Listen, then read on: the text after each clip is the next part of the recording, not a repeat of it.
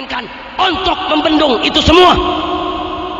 Maka itu saya ajak dari sekarang. Yang pertama, tarik semua anak-anak orang Islam dari sekolah-sekolah Kristen. Setuju?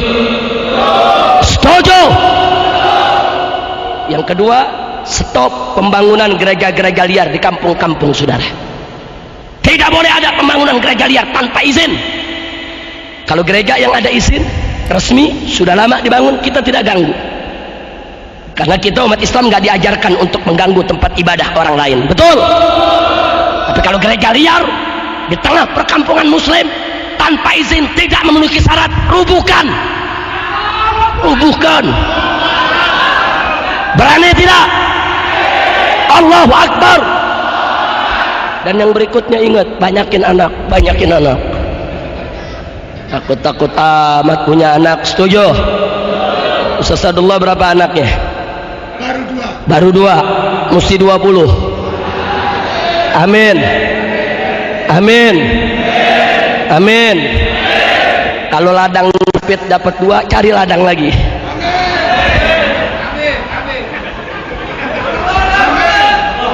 Pokoknya yang penting umat Islam jangan mau ditakut-takuti kalau punya anak banyak jadi melarat. Betul? Betul? Nah, kira-kira bagian pertama jelas tidak? Jelas tidak? Siap kita lawan kelicikan mereka? Siap kita lawan kelicikan mereka? Allahu Akbar. Sekarang yang kedua, saudara. Yang kedua, Amerika Serikat dan sekutunya tahu betul kalau negara Republik Indonesia adalah negara kaum muslimin yang teritorialnya paling luas di dunia, saudara. Dari Sabang sampai Merauke kita punya 3 waktu. Ada wilayah Indonesia Barat, Tengah, dan Timur. 3 waktu, saudara. 3 waktu. Kalau di Jakarta jam 7 pagi, itu yang namanya di Makassar sudah jam 8. Dan di Irian itu sudah jam 9. Satu negeri 3 waktu. Luar biasa negeri ini luasnya. Tidak ada di dunia satu pun negara Islam, bahkan negara bukan Islam, yang luasnya menandingi Indonesia, saudara. Masya Allah. Dulu yang menandingi kita Uni Soviet, tapi Uni Soviet sudah bubar, jadi negara-negara kecil. Tapi sekarang Indonesia ini negara kaum muslimin yang wilayahnya paling luas di dunia, sehingga Indonesia menjadi sangat potensial untuk bisa menjadi pusat pergerakan Islam internasional, saudara. Karena itu negara Barat tidak ridho, tidak suka Indonesia luas. Lalu apa yang mereka lakukan? Mari kita lihat, saudara. Yang mereka lakukan adalah menghasut rakyat Indonesia di berbagai tempat agar mereka berontak. Mereka lakukan gerakan separatis agar mereka memerdekakan diri dari Indonesia. Makanya lihat gerakan RMS yang ada di Ambon sana, saudara. Sengaja mereka provokasi. Kau berontak, bikin tidak aman, kibarkan bendera, kau harus merdeka, jangan ikut Indonesia. Begitu juga Irian, gerakan Papua Merdeka, saudara. Mereka berikan senjata, mereka berikan modal, habis-habisan berontak. Yang penting merdeka dari Indonesia. Bahkan maaf, sampai Aceh pun tidak luput, saudara. Walaupun GAM Muslim sengaja diadu antara GAM dengan TNI, saudara. GAM Muslim, TNI yang dikirim juga Muslim, mereka diadu agar mereka saling tulik, saling tembak, saling bunuh. Karena Amerika Serikat punya kepentingan, saudara. Kalau Aceh merdeka, Maluku merdeka, Irian merdeka, bagian-bagian lain merdeka, maka negara kesatuan Republik Indonesia akan porak-poranda, akan menjadi negara-negara kecil yang lemah, yang bisa dikendalikan oleh orang-orang kafir.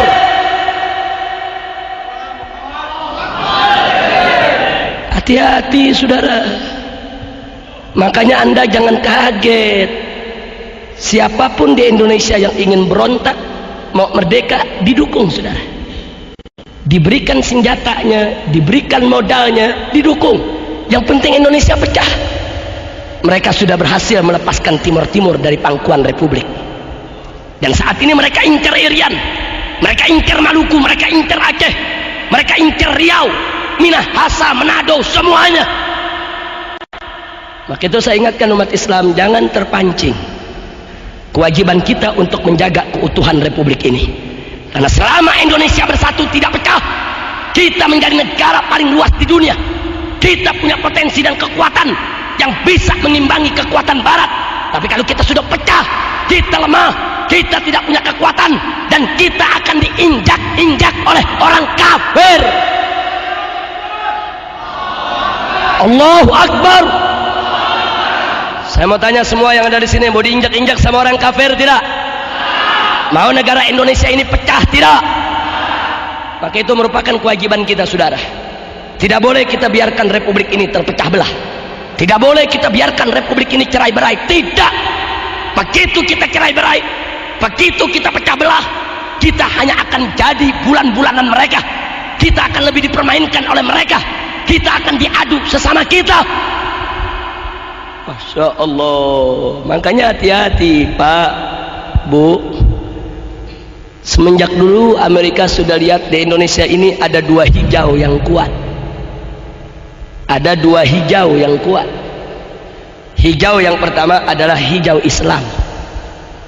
Hijau yang kedua adalah hijau tentara, saudara. Karena itu kalau mau menghancurkan Indonesia, hancurkan dua hijau ini. Maaf, tentara sudah dihancurkan, saudara. Tentara sekarang ini kayak macan ompong. Tentara sudah dihancurkan, dihujat di mana-mana, dirusak, diberi, disikat.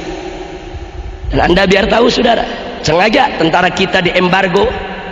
Tidak boleh beli senjata, tidak boleh beli amunisi, tidak boleh beli peralatan perang. Ya, tentara kita mau dikebiri habis-habisan, saudara. Hati-hati Pak, Bu ya. Kalau tentara Republik Indonesia sudah lumpuh, setiap saat mereka bisa serbu negeri kita kapan saja untuk mereka kotak-kotak ini negeri, saudara. Sengaja kita diadu domba. TNI kita diobok-obok, diacak-acak, dihancurkan. Memang TNI kita di masa lalu punya banyak dosa, saudara. Punya banyak kesalahan. Tapi jangan sampai kita lupa diri.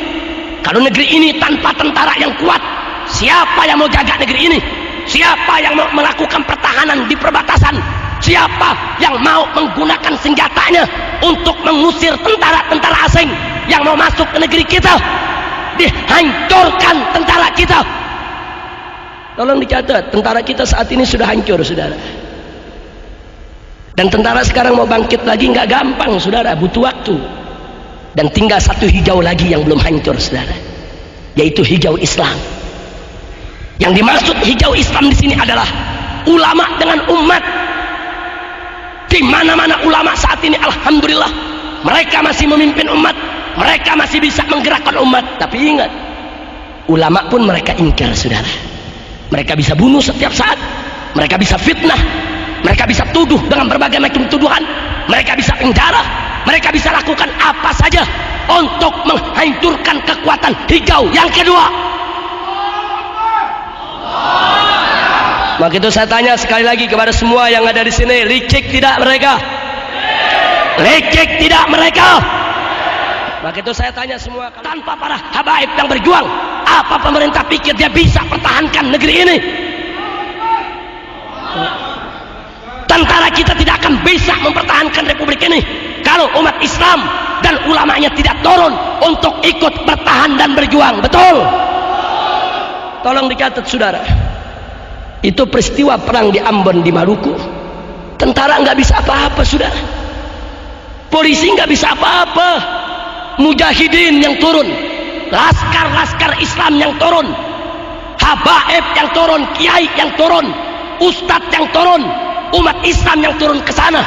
Kita yang rame-rame perangi RMS, kita kejar mereka, kita tembak mereka, kita perangi mereka sebagaimana mereka memerangi kita. Tentara polisi mabur.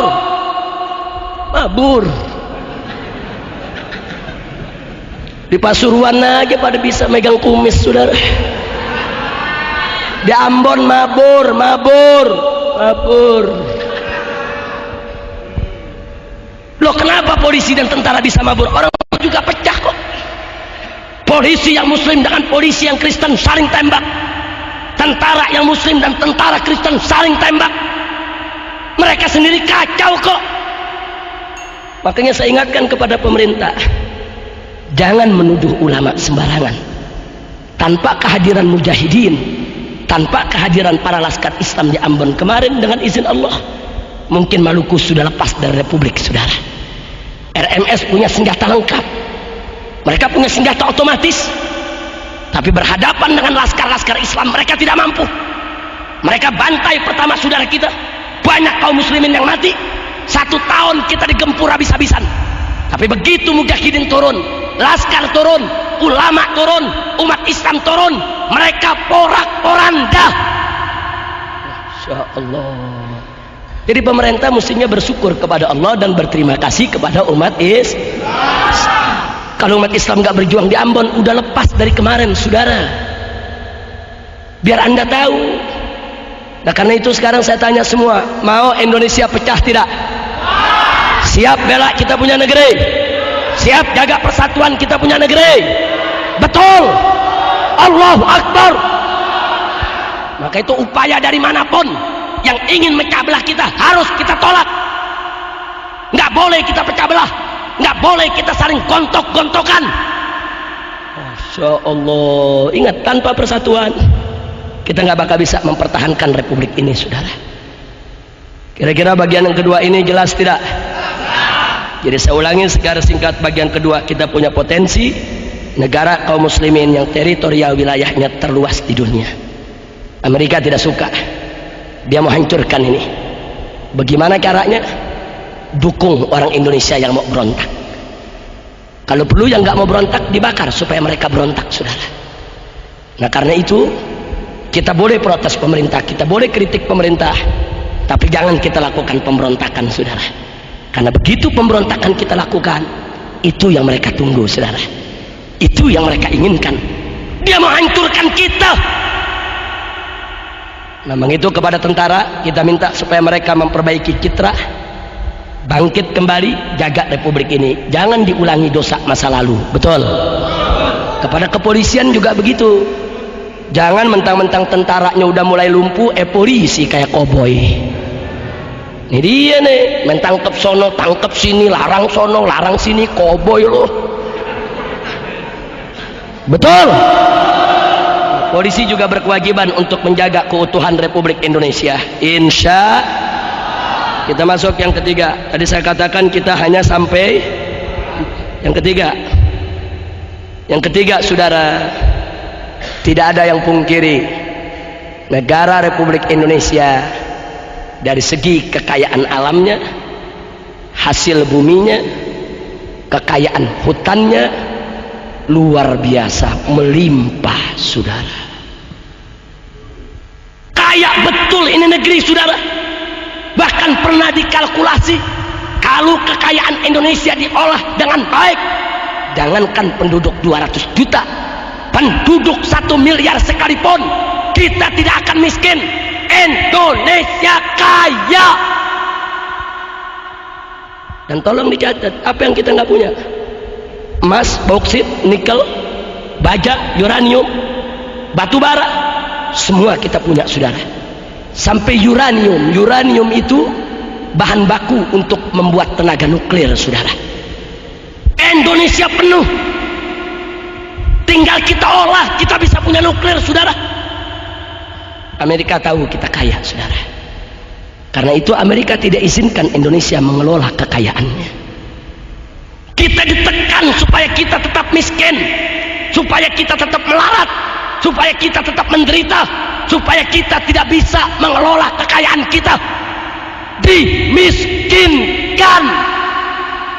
Masya Allah. Makanya Anda bisa lihat dari Sabang sampai Merauke, perusahaan-perusahaan minyak terbesar yang ada rata-rata milik Amerika dan sekutunya, saudara. Mobil Oil, Exxon Mobil, Caltech, coba kita lihat di mana-mana perusahaan-perusahaan Amerika yang raksasa besar Mereka yang buka kilang minyak, disedot minyak kita, dan pembagiannya tidak adil. Kita cuma dikasih ampas, kita dibikin miskin. Makanya dari dulu Pak, dari beberapa tahun yang lalu Front Pembela Islam sudah menyerukan usir Amerika dari Indonesia. Kita nggak butuh bergantung kepada mereka. Kita bisa kaya kalau olah kekayaan kita. Kenapa kita harus mempertuhan Amerika? Dikit-dikit Amerika, dikit-dikit Amerika. Apa kita pikir Amerika akan membuat kita maju? Tidak. Walan tardu ankal yahudu walan nasara hatta tattabi'a millatahum. Amerika tidak akan pernah mau kita jaya. Tidak. Insya Allah. Jadi biar Anda tahu, kekayaan ini kita dikebiri habis-habisan. Minyak kita disedot habis-habisan, saudara. Belum emasnya dan kekayaan laut serta hutannya. Padahal kalau dikelola dengan baik, Indonesia jangankan 200 juta, 1 miliar penduduknya tidak miskin, saudara. Ini negeri kaya. Tapi kita sengaja dimiskinkan. Nah, bagaimana solusinya? Solusinya kita mesti tolak kehadiran Amerika di sini. Tidak ada solusi lain, saudara. Nggak bisa kita selamatkan kekayaan alam kita kecuali musuh-musuh yang mengeruk kekayaan kita, yang menyedot minyak kita, usir dari republik ini. Kita bisa mandiri untuk bangun negeri kita sendiri. Betul? Insya Allah, saudara. Jangan bergantung kepada Amerika. Bukan kita yang butuh mereka, mereka yang butuh kita. Mereka keruk kekayaan kita, biadab. Jadi di sini kita tidak ada jalan lain kecuali terus dorong pemerintah, usir mereka dari republik ini, saudara. Ambil alih itu perusahaan semua, gunakan pengelolaannya untuk kemakmuran bangsa Indonesia. Insya Allah. Kira-kira jelas? Sekarang yang keempat. Ini yang keempat yang gak kalah pentingnya, saudara. Subhanallah, tabarakallah. Jeleknya Indonesia. Ternyata Indonesia saat ini boleh dikatakan negara kaum muslimin yang dakwahnya paling bebas di dunia, saudara. Kita mau bikin tablik akbar kapan saja. Kita mau bikin maulid di mana saja. Kita mau bikin pengajian suka hati kita. Mau di masjid, di musola, di jalanan, di pasar, di terminal, di stasiun, di mana saja. Kalau perlu jalan raya bisa kita tutup untuk tablik akbar. Betul? Itu Indonesia, saudara. Tapi kalau Anda berangkat ke negeri Islam lainnya, jangankan negara Arab, ke Malaysia, negara tetangga, Anda nggak bisa menggelar tablik sembarangan seperti di Indonesia, saudara. Di Malaysia ceramah mesti pakai surat izin mubalik. Biar Anda tahu, nggak gampang, saudara. Malaysia negara jiran. Apalagi di Saudi, bikin maulid ditangkap. Ya kenyataan kok. Coba lihat, bikin maulid dimusuhin, ditangkap. Orang bikin maulid sampai kayak penjahat. Coba lihat, Anda nggak dapat sebebas Indonesia, saudara. Ini kelebihan Indonesia. Jadi walaupun ada upaya-upaya dari oknum-oknum tertentu untuk mengebiri dakwah, untuk mengecilkan dakwah, untuk melarang-larang dakwah, tapi tetap sampai detik ini umat Islam masih bisa dengan bebas untuk mengadakan dakwah di mana-mana. Betul? Betul. Kebebasan ini bukan karena pemberian pemerintah, tidak. Tapi kebebasan ini adalah pemberian Allah, di mana karena umat Islam yang memperjuangkannya sejak dulu sampai sekarang. Karena mereka tidak mau didikte oleh pemerintah dalam soal dakwah tabligh. Tetap dari dulu, bahkan di zaman Orde Baru sekalipun yang kiai ulama ditangkapi, tetap dakwah semarak di mana-mana. Betul? Betul. Allahu Akbar. Sallu ala Nabi. Ini kelebihan Indonesia, saudara. Tapi jangan lupa, kelemahannya juga ada sisi negatifnya. Saking bebasnya, aliran sesat merajalela. Nah, ini negatifnya nih. saking bebasnya saudara. Ada grup band dewa yang nginjek-nginjek nama Allah, saking bebasnya tuh. Ada Yusman Roy sholat pakai bahasa Indonesia, saking bebasnya saudara. Ada di Luwuk Sulawesi Tengah seseorang bapak namanya Tateng, ngaku nabi, dipanggil Nabi Tateng. Saya baru dengar ada Nabi Tateng. Besok ada Nabi Udin, Nabi Entong. Masya Allah, saking bebasnya saudara. Di Probolinggo ada aliran nggak bener lagi, betul? Betul. Saking bebasnya, sampai Inul goyang ngebor tiap malam. Kayaknya orang Pasuruan nih. Betul. Saking Inul goyang ngebor tiap hari, dibelain lagi sama Gus Dur. Betul. Betul. Saya tanya, yang belain Inul kemarin siapa? Siapa yang belain Inul? Siapa yang belain Inul? Yang nggak jawab anak buahnya Inul tuh. Siapa kemarin yang belain Inul? Terus yang belain grup band dewa, yang belain Yusman Roy sholat pakai bahasa Indonesia, siapa?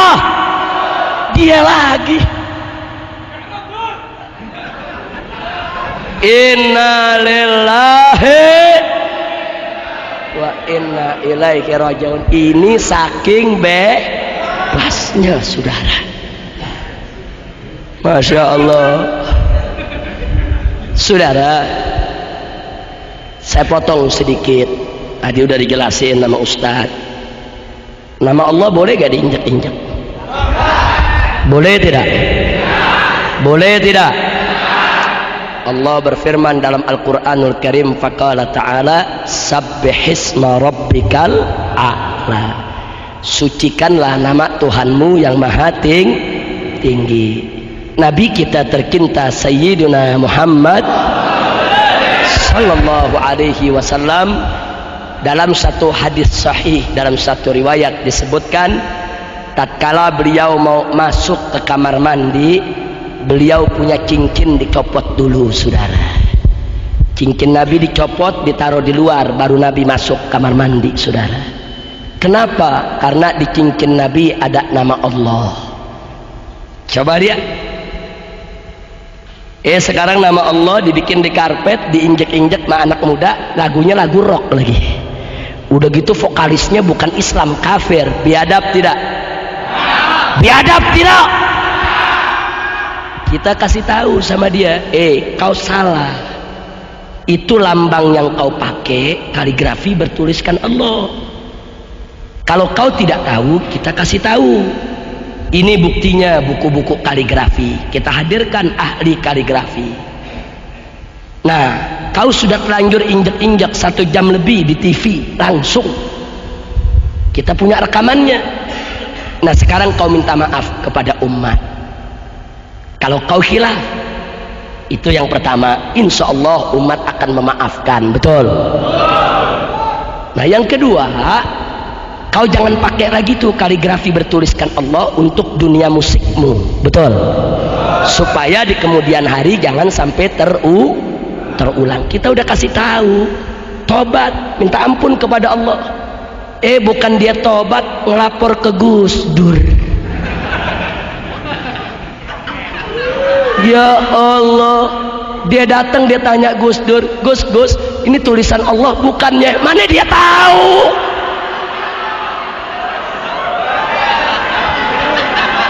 Ayo saya tanya, dia tanya Gus Dur, ini tulisan Allah bukan? Gus Dur bisa tahu gak? Bisa tahu gak? Salah nanya. Mestinya kan yang nanya Kiai Sadullah, betul? Pak Kiai ditanya ya tahu. Saudara nggak usah kaget kalau Gus Dur kita maklumi. Maaf. Andai kata Inul goyang ngebor tanpa pakaian, bugil depan Gus Dur nggak dosa. Lo betul kok. Dosa gak? Gus Durnya dosa gak? Tapi saya tanya, kalau Inul goyang ngebor, bugil tanpa busana depan ente, dosa gak? Dosa gak? Kenapa dosa? Lu tahu. Nah jadi hukumnya beda, buat Gus Dur sama buat kita beda. Betul? Oke minta bantuan Gus Dur, Gus Dur pakai ngebelain lagi, udah gitu pakai ngomong di TV, itu Habib Rizik umatnya mana? Dia pikir dia doang kali yang punya umat. Sekarang saya tanya, andai kata saya bawa umat 1 juta, 2 juta, 5 juta ke depan Gus Dur, emang dia tahu? Saya bawa tuh umat, Gus, nih umat saya 5 juta, mana? Betul? Betul? Bukan lu aja yang bisa ngomong, gue juga bisa ngomong seenaknya pakai ngaku. Umat saya di belakang jutaan, nah muktamar NU kemarin gak ada yang pilih lu. Saya tanya, kemarin kepilih dia? Kepilih tidak? NU udah ninggal. Pakai belagu, pakai mau ngebelain, Saudara, maaf. Kemarin waktu dia belain Inul, saya lihat udah mengkelap, tapi nggak bisa ngomong apa-apa ya, lagi di penjara. Kita di penjara lihat TV, Inul dibelain Gus Dur, ya Allah. Nah sekarang Gus Dur mau ngebelain, gue nggak di penjara, gue di luar. Nggak bisa, saudara. Saya bicara begini, kita tidak mau melawan Gus Dur, bukan kurang ajar dengan Gus Dur menjelekkan dia, tidak. Tapi yang hak harus dikatakan hak, yang batil harus dikatakan batil. Demi Allah, andai kata Gus Dur di jalan Allah istiqomah, lurus, saya sumpah cium tangan Gus Dur, saya siap, saudara. Tapi kalau Gus Dur coba-coba bela maksiat, bela kemungkaran, demi Allah, jangankan 1 Gus Dur, 1000, 1 juta Gus Dur pun akan kita lawan untuk membela Allah. Allahu Akbar, Allahu Akbar. Masya Allah. Saya tanya semua yang hadir sini, nama Allah diinjak-injak boleh tidak? Boleh tidak? Boleh tidak? Jadi kalau grup band Dewa nginjak-injak dosa tidak? Salah tidak? Tuntut jangan? Tuntut jangan? Tuntut jangan? Taib, andai kata grup band Dewa dibelain sama Gus Dur, lawan terus jangan? Lawan terus jangan? Ya, bukan lu aja yang maju tak gentar, gua maju tak gemetar. Pusing-pusing amat, kira-kira jelas tidak? Nah, akhirnya Dewa begitu lihat 1000 Gus Dur mau dilawan, jadi Dewa mabok dia. Begitu jadi Dewa mabok, celeng, dia minta bantuan Profesor Dr. Quraisy. Dia minta bantuan, saudara. Saya diserbu sama wartawan, Habib, apa masih mau nuntut ini? Saya bilang kenapa? Sekarang grup band Dewa udah dibela, bela Gus Dur, Profesor Doktor, MUI. Apa Habib masih mau lawan? Profesor ini, Beb, Profesor. Ya artinya kan cuman dia nggak ngomong, Habib kan bukan profesor. Cuman dia nggak ngomong begitu. Apa Habib mau lawan? Profesor nih, Beb, Profesor. Yang ngebelain nggak tanggung-tanggung, Profesor Dr. Quraisy, Profesor Din Samsudin, Sekretaris Umum MUI. Saya bilang, saya jawab, Mas, begini Mas ya, kita kalau sakit gigi datang ke dokter gigi, walaupun dokter giginya bukan profesor. Betul? Jangan ente sakit gigi datang ke dokter kandungan, walaupun tuh dokter kandungan profesor. Ente sakit gigi datang ke profesor kandungan, dibikin beranak ente. Betul? Betul? Jadi orang kalau sakit gigi cukup ke dokter gigi. Jadi kalau mas mau tahu itu kaligrafi tulisan Allah atau bukan, jangan tinggi-tinggi nanya profesor ketinggian. Jangan tanya santri yang belajar hot, tanya santri yang belajar kaligrafi. Walaupun bukan profesor, dia tahu kalau itu tulisan Allah. Untuk mengetahui tulisan itu Allah atau bukan, jadi profesor dulu, ketinggian. Nggak perlu jadi profesor, sudah. Lihat sepintas kita tahu kalau itu tulisan Allah. Betul? Jadi grup band Dewa pikir nih, dengan dia deretin profesor, dipikir kita mundur. Udah gitu profesornya Habib juga lagi. Jadi dia mau adu, saudara. Habib mau diadu, ustadz sama ustadz mau diadu. Dipikir kita bakal mundur kali. Udah gitu mentang-mentang dibela sama MUI, pakai ngancam di TV. Kami akan tuntut balik Mas Rizik.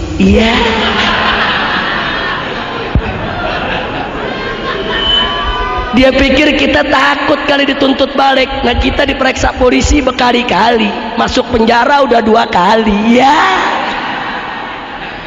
Mau diancam. Innalillahi wa inna ilaihi rajiun. Akhirnya kita lawan terus. Singkat cerita, akhirnya grup band Dewa mabuk celeng-celeng dia.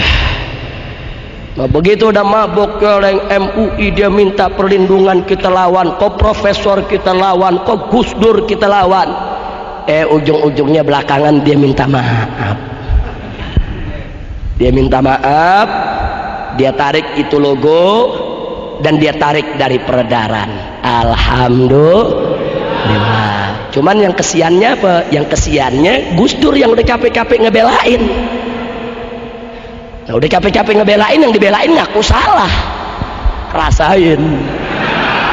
Sampai suruh lu belain artis. Betul? Betul? Akhirnya Gus Durnya puyeng, profesornya puyeng, MUI-nya puyeng, gile, dia minta maaf. Nah, biar dia rasa. Itu namanya teguran dari Allah. Taib, semua saya tanya sekali lagi di sini, tulisan Allah boleh diinjak tidak? Boleh diinjak tidak? Boleh diinjak tidak? Haram tidak? Haram tidak? Jadi kalau diinjak tulisan Allah kita marah tidak? Yang injak tuntut jangan. Kalau yang injak dibelain Gus Dur, lawan jangan. Kalau yang bela 1000 Gus Dur, lawan jangan.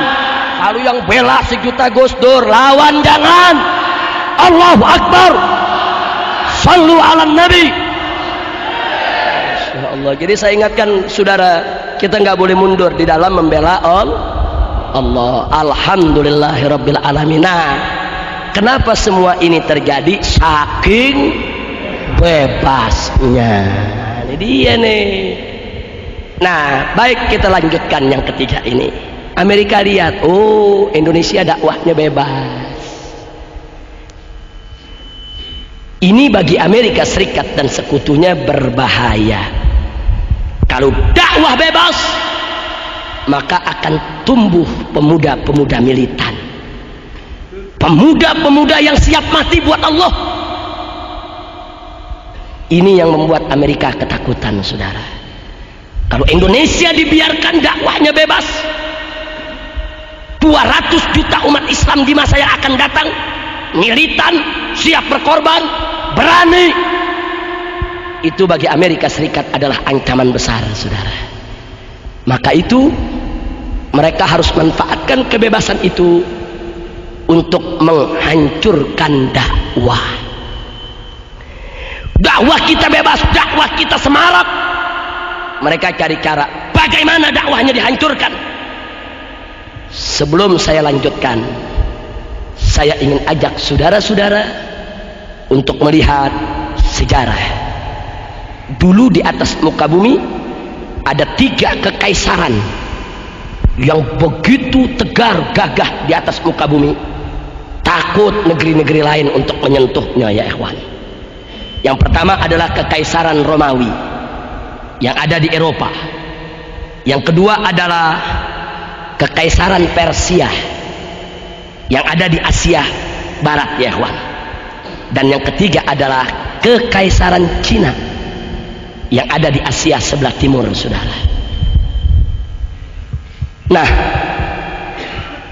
Kekaisaran Persia dengan izin Allah tumbang di bawah telapak kaki Sayyidina Umar ibn Khattab radhiyallahu ta'ala anhu.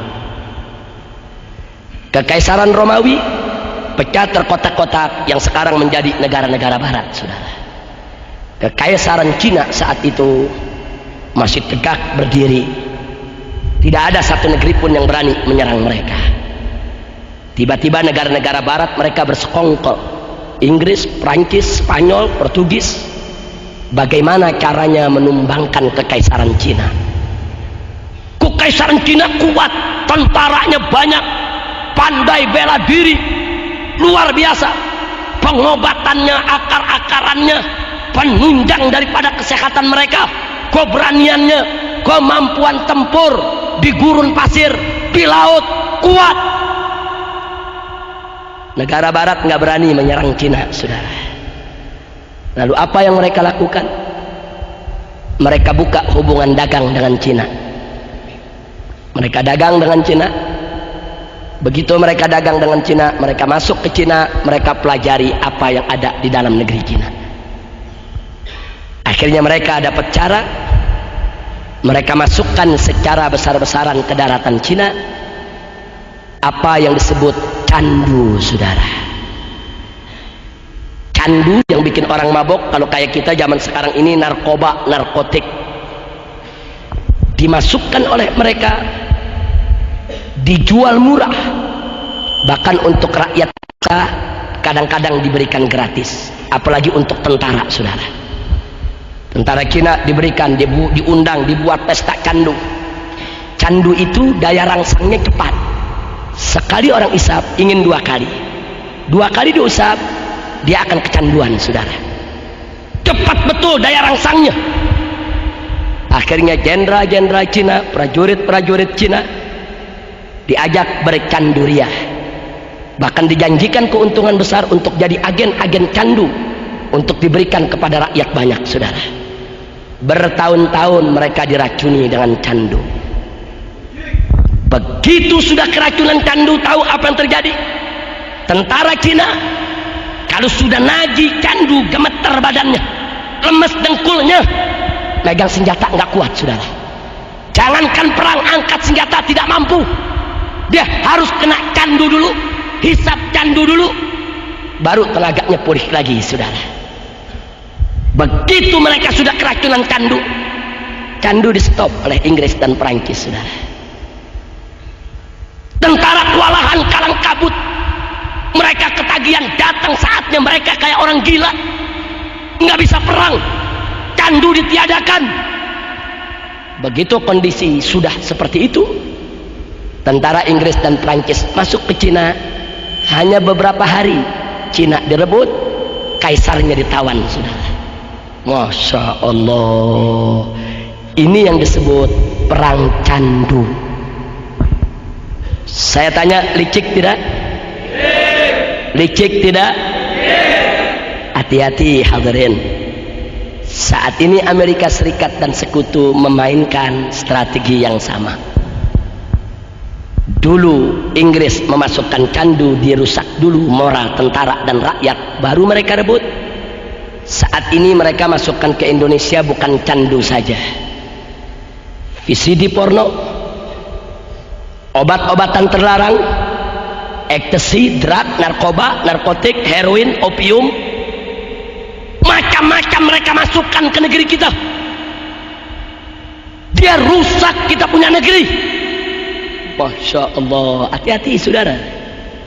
Dulu Inggris menjadikan candu sebagai senjata perang.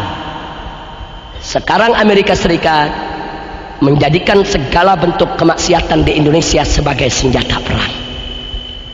Mereka menghancurkan moral bangsa kita. Makanya Anda bisa lihat bagaimana VCD porno dijual di pasar-pasar, sekeping bisa 2.000 rupiah. Dia jual murah. Kenapa dijual murah? Supaya orang miskin bisa beli. Masya Allah, dan mereka berhasil, saudara. Di mana-mana anak kecil, orang dewasa nonton VCD porno. Usai nonton VCD porno, coba kita lihat, bapak perkosa anak kandungnya, paman perkosa keponakannya, kakek perkosa cucunya, kakak perkosa adiknya, biadab. Bahkan ada seorang pemuda setelah menonton VCD porno, dia perkosa ibu kandungnya sendiri. Masya Allah, mereka berhasil, saudara. Mereka tembak kita dengan nuklir maksiat, mereka hantam kita dengan rudal-rudal kemungkaran. Mereka kirim VCD porno, dikonsumsi oleh masyarakat kita, ditonton, dinikmati, mereka rusak, tatanan moral kita hancur, saudara. Dan terbukti sekarang ini umat Islam di mana-mana hancur lebur, mereka punya akhlak dan moral, saudara. Inna lillahi wa inna ilaihi raji'un. Makanya jangan salah paham, Pak. Kalau laskar FPI di mana-mana, kalau mereka lagi razia hantam gudang VCD porno, saat mereka pegang kepingan VCD porno, yang mereka lihat ini bukan VCD porno, tapi ini adalah senjata perang yang digunakan oleh musuh untuk menghancurkan kita. Makanya hancurkan, bakar. Kita bicara perang, saudara. Allahu Akbar. Allahu Akbar. Kita bicara perang. Mereka tembak kita dengan VCD porno, dengan narkoba, dengan minuman keras. Maka itu laskar kita kalau lihat itu semua, ini senjata kafir, ini senjata musuh, ini amunisi negara-negara barat untuk menghancurkan akhlak kita. Perang harus dijawab dengan perang. Makanya saudara, makanya jangan kaget, makanya jangan kaget kalau laskar kami lihat ada tempat maksiat macam itu, mereka hancurkan, mereka bakar, saudara.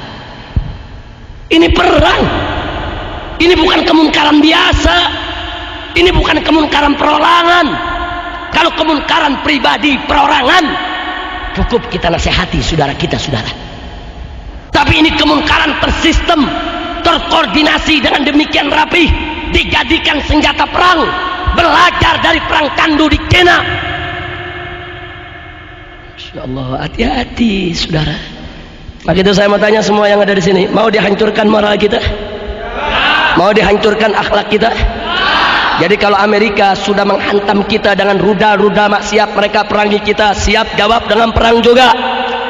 Siap perang lawan maksiat, siap perang lawan kemunkaran, hancurkan tempat maksiat di mana saja berada.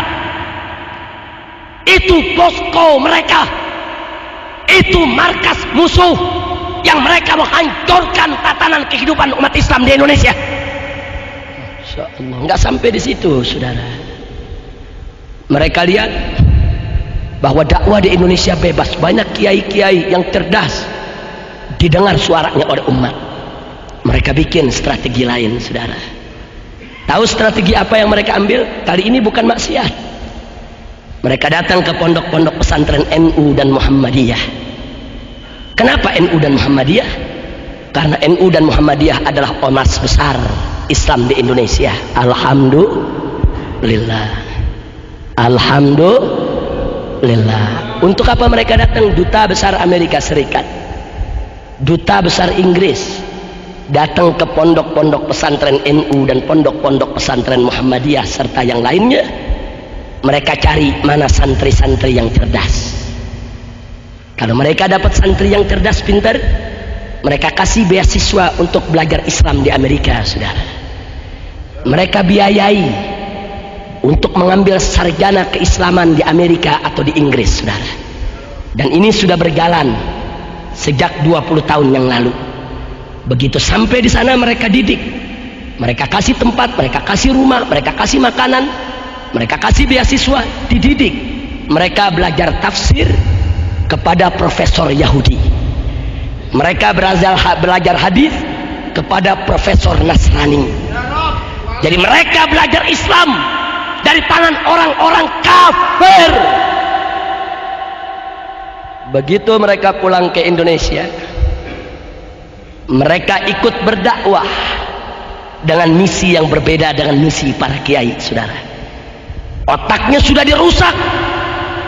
Karena itu jangan kaget, muncullah jil jaringan Islam liberal. Kalau saya lebih suka menyebutnya jaringan iblis laknatullah. Lo Anda lihat jil yang ada di dalam jil saat ini, pemuda-pemuda NO yang diambil dari pondok-pondok pesantren, yang otaknya diracuni sama barat. Masya Allah, Anda pikir Ulil Absar Abdallah itu siapa? Menantu kiai, orang NU tulen. Tapi apa dia bilang dalam berbagai tulisannya, saudara? Dia katakan semua agama benar, Buddha, Hindu, Kristen, semua pasti masuk surga. Dan buku yang terakhir dari kelompok dia, saudara, yaitu buku dengan judul Lubang Hitam Agama, baru terbit bulan ini. Apa dibilang di sana? Bahwa Al-Quranul Karim itu diturunkan oleh Allah bil makna. Enggak mungkin diturunkan oleh Allah dengan bahasa Arab, karena Allah bukan orang Arab. Jadi Allah turunkan dengan makna. Manusia yang bernama Muhammad yang merubahnya, yang menulisnya dengan bahasa Arab, kemudian disempurnakan oleh Utsman dengan logat Quraisy hanya untuk kepentingan politik kaum Quraisy. Jadi dia bilang Al-Quran itu hasil kerjasama Nabi dan para sahabat yang membuat untuk mendapat pengikut. Masya Allah, mereka nggak sampai di situ, saudara.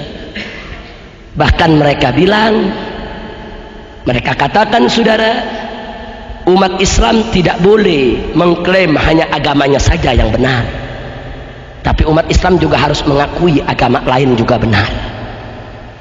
Saya tanya, ini omongan-omongan semacam ini kafir tidak? Murtad tidak? Murtad. Tapi siapa yang bela mereka saat ini? Lagi-lagi Gus Dur. Coba lihat. Saya punya bukunya, ada di mobil, saudara. Buku Lubang Hitam Agama. Di cover belakang Gus Dur yang kasih sambutan, saudara. Coba kita lihat. Jadi negara barat nggak diam sampai di situ, saudara. Diracuni otak kaum muslimin dengan pemikiran-pemikiran pluralisme, liberalisme yang semuanya untuk merusak akidah. Dan mereka berhasil. Mereka biayai jil jaringan iblis laknatullah tadi, itu dibiayai oleh Asia Foundation.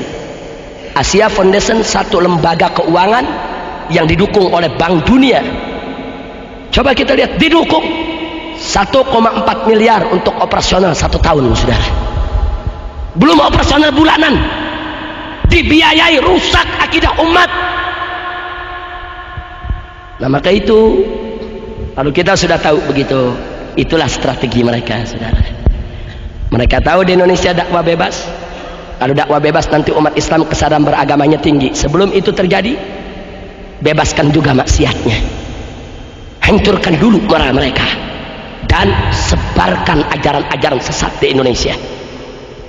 Bahkan ajarkan doktor-doktor, profesor-profesor yang sekuler, yang anti syariat Islam, yang dididik oleh barat, dukung biar mereka bicara sebebas-bebasnya. Makanya Anda lihat mereka tiap hari tampil di TV. Tapi kiai-kiai yang istiqomah mana diberi waktu untuk tampil, saudara, untuk menanggapi pendapat mereka? Tidak ada. Nah, maka itu kita mesti punya solusi. Kalau kita sudah tahu itu strategi mereka, maka solusi yang pertama, satu, stop jangan maksiat, saudara.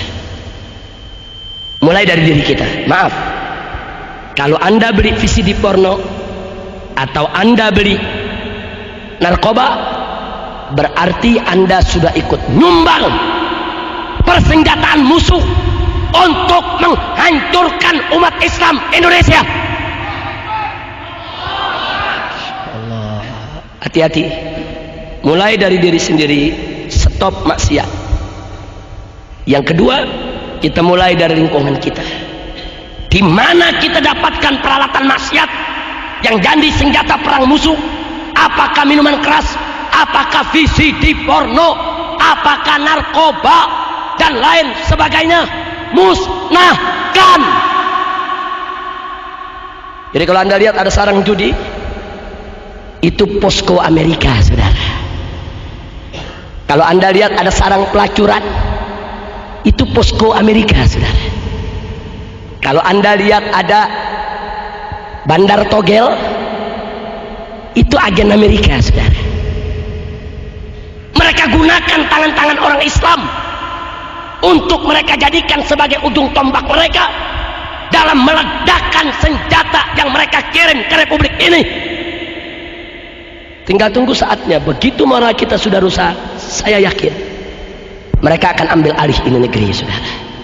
Pergi seperti kina ditumbangkan. Maka itu saya mau tanya semua yang ada di sini, mau moral kita dirusak tidak? Mau dihancurkan dengan maksiat tidak? Mau negeri kita dikuasai kafir tidak? Betul. Kalau tidak mau, bangkit, stop semua maksiat dan musnahkan segala bentuk peralatan maksiat.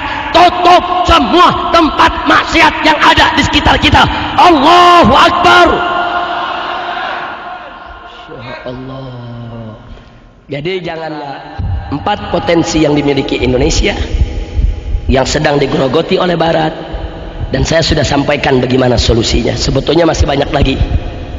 Nah, apa yang saya ceramah barusan ini saya tuangkan di dalam buku yang saya karang dengan judul Amar Ma'ruf Nahi Munkar pada bab pembukaan. Jadi waktu saya di penjara 7 bulan kemarin, selama 7 bulan dengan izin Allah saya berhasil menulis sebuah kitab dengan judul Amar Ma'ruf Nahi Munkar setebal 700 halaman. Di muqaddimah kitab tersebut saya tulis apa yang barusan saya ceramah, saudara, lengkap dengan data-datanya. Itu bab pembukaan. Saya hanya ingin memberitahu kenapa kami berjuang macam ini selama ini, karena yang kami lihat adalah perang. Kami bukan melihat semata-mata maksiat. Oh, itu VCD porno maksiat. Bukan semata-mata maksiat, saudara, tapi lebih dari sekedar maksiat. Ini menjadi senjata musuh untuk menghancurkan kita. Saya mau tanya kepada saudara semua, kalau musuh sudah memerangi kita, menghantam kita, menghancurkan kita, kira-kira kita diam atau kita lawan? Diam atau lawan? Diam atau lawan?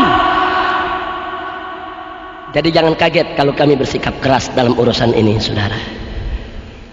Nah, setelah panjang lebar saya jelaskan tadi, bagi mereka yang ingin menambah lagi persoalan bagaimana strategi orang-orang kafir dan musuh-musuh Islam menghancurkan kita, bisa miliki buku tersebut, baca sendiri buku tersebut. Buku tersebut saya tuliskan berbagai macam dalil dari Al-Quran, As-Sunnah, Al-Ijma', Al-Qiyas, dan Aqwalus Salaf tentang urgensi dan importansi daripada Amar Ma'ruf Nahi Munkar, beserta pentingnya kita untuk menegakkan syariat Islam dalam kehidupan kita sehari-hari. Bahkan dalam kitab tersebut kita ceritakan juga bagaimana suka duka perjuangan Front Pembela Islam selama 6 tahun. Siapa saja Habib dan Kiai di Front Pembela Islam yang selama 6 tahun ini diculik, dianiaya, diserbu rumahnya, dijarah, dibakar, ditembak, dipenjara, dibunuh, semua kita ceritakan dalam kitab tersebut, saudara. Kapan kejadiannya, di mana, siapa namanya, dan apa sebabnya, dan bagaimana cara kami mengatasinya. Selama 6 tahun ini kita masukkan dalam buku tersebut untuk kita berbagi pengalaman. Dan di bab yang terakhir dalam buku itu kita beri tuntunan kepada masyarakat bagaimana prosedur tata cara menutup tempat maksiat, mulai dari yang kelas 3 sampai yang kelas kakap, mulai dari prosedur yang lembut sampai prosedur yang paling tegas dan keras, saudara. Nah, jadi saya tidak bisa uraikan di sini. Insya Allah buku tersebut jadi manfaat buat kita, bagaimana cara kita menegakkan Amar Ma'ruf Nahi Munkar. Baik, setelah saya paparkan sedemikian rupa, saya mau tanya, kalau gitu orang kafir licik tidak? Licik tidak? Licik tidak? Jahat tidak? Kalau begitu siap tidak melawan mereka? Betul. Allahu Akbar. Nah, itu yang saya mau sampaikan pada malam hari ini.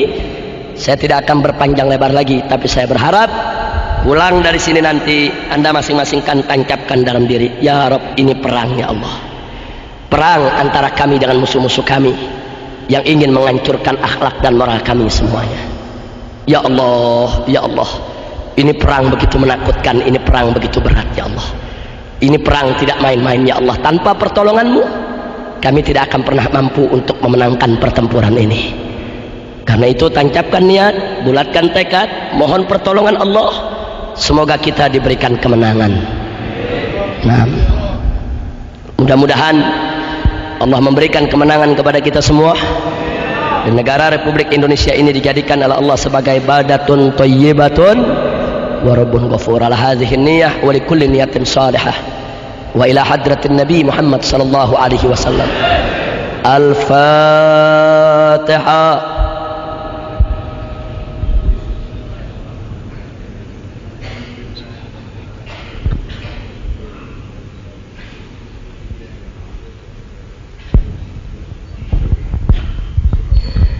Ya Rasulullah, salamun alaik ya Rafiq.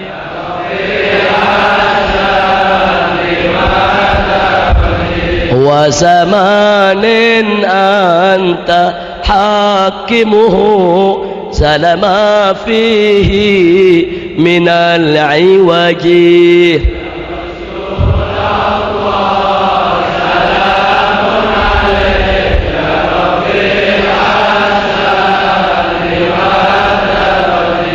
Wa maridin anta aiduhu qad atahu Allahu bil faraji.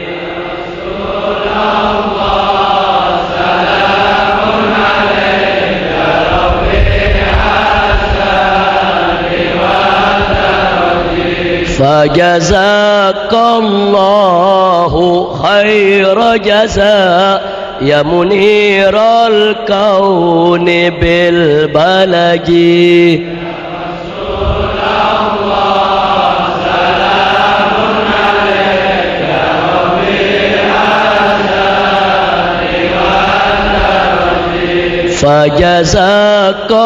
Fajazakallahu khaira jazaa ya muniral kauni bil balaji.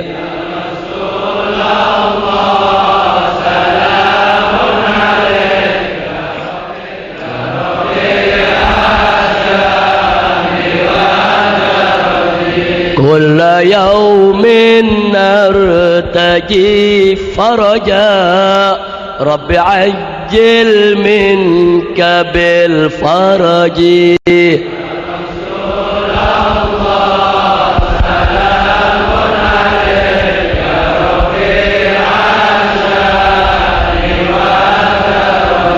Ya Rasulullah,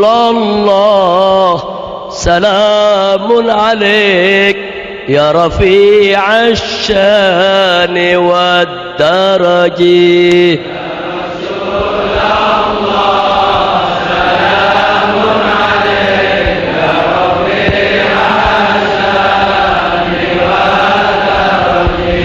Al-Fatihah. Ala Allah subhanahu wa ta'ala an yuqawwiya imanana wa yahdiyana ila siratikal mustaqim wa yuwaffiqana lin najah wal falah wal istiqamah وإلى حضرة النبي المصطفى صلى الله عليه وسلم. الفاتحة.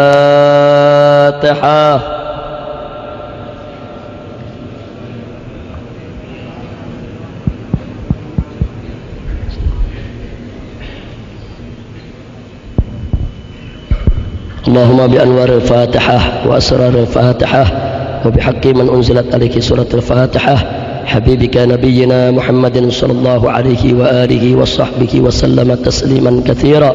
اللهم أمتنا على الإيمان، اللهم أمتنا على الإسلام، اللهم أمتنا على قول لا إله إلا الله.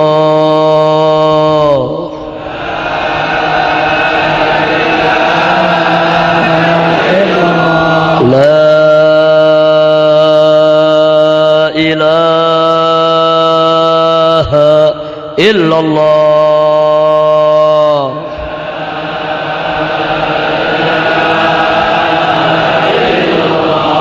لا إله illallah.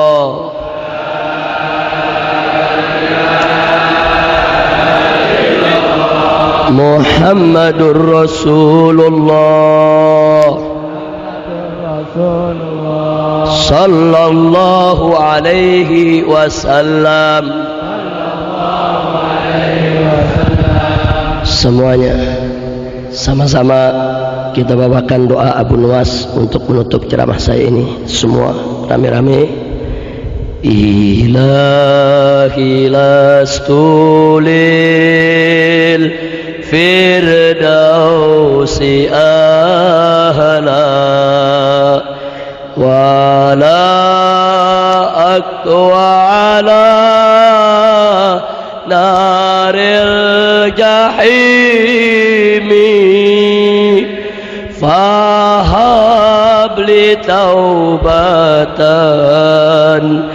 waghfir dhunubi fa innaka ghafiru dzambil azimi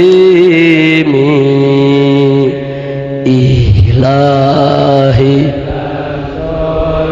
ilahana ilahana adkhil jannatak wa in lasna ahlan biha ya rab wa qina adzaban nar taibuna ilallah taibuna ilallah ilahana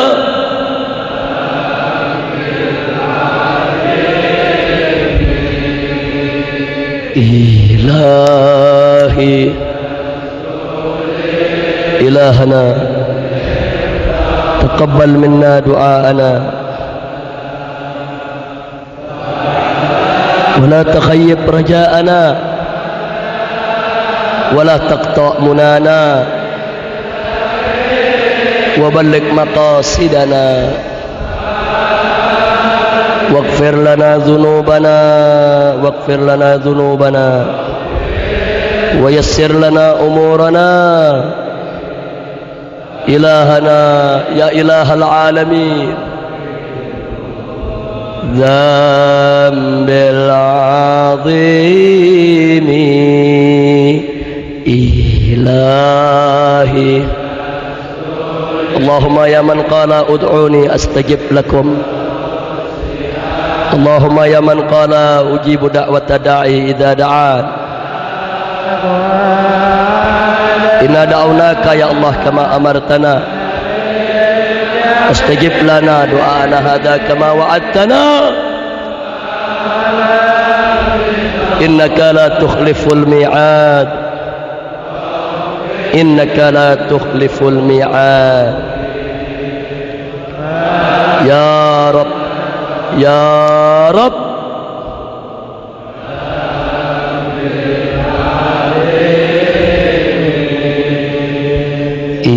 ilahi lastulil firdausi ahla wala aqwa ala naril jahimi fahabli taubatan waghfir dhunubi fa innaka ghafiru dzambil azimi Rabbana taqabbal minna innaka antas samiul alim wa tub alaina innaka antat tawwabur rahim wa sallallahu ala sayyidina Muhammad wa ala ali sayyidina Muhammad wa ala ashabi sayyidina Muhammad wa ala atba'i sayyidina Muhammad wa ala ummati sayyidina Muhammad بفضل سبحان ربك رب العزة عما يصفون وسلام على المرسلين والحمد لله رب العالمين بسر الفاتحة.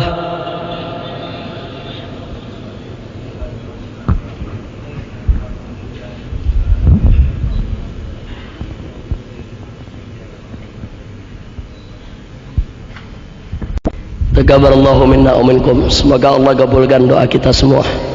Sekian yang bisa saya sampaikan. Terima kasih atas segala perhatian dan kepeduliannya. Saya mohon maaf yang sebesar-besarnya atas segala kesalahan, kekurangan dan kealpaannya. Hadani Allah wa iyyakum ila siratil mustaqim. Wassalamualaikum warahmatullahi wabarakatuh.